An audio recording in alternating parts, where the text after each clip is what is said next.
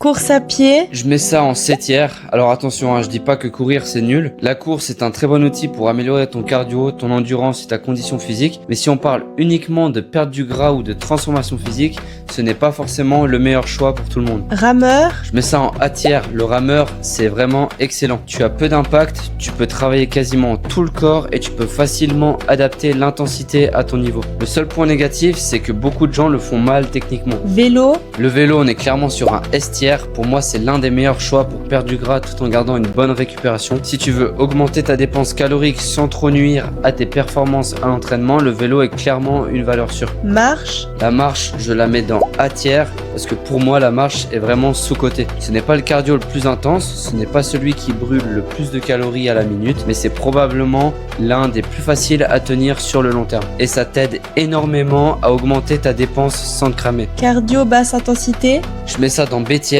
c'est très efficace, surtout si tu veux perdre du gras sans trop impacter ta récupération. Tu peux faire du vélo tranquille, de la marche inclinée, de l'elliptique ou du tapis à intensité modérée. hit, Je mets ça en 7e, le hit peut être vraiment efficace mais il est souvent mal utilisé. Les gens pensent en fait que plus c'est violent, plus ça brûle du gras. Sauf que si tu en fais trop, tu accumules énormément de fatigue, tu récupères moins bien et tes séances de musculation peuvent en prendre un coup. Pour résumer, le meilleur cardio, c'est pas forcément celui qui te détruit le plus, c'est celui que tu peux répéter régulièrement sans exploser ta récupération, sans flinguer tes performances en muscu et surtout sans te dégoûter au bout de 2 semaines.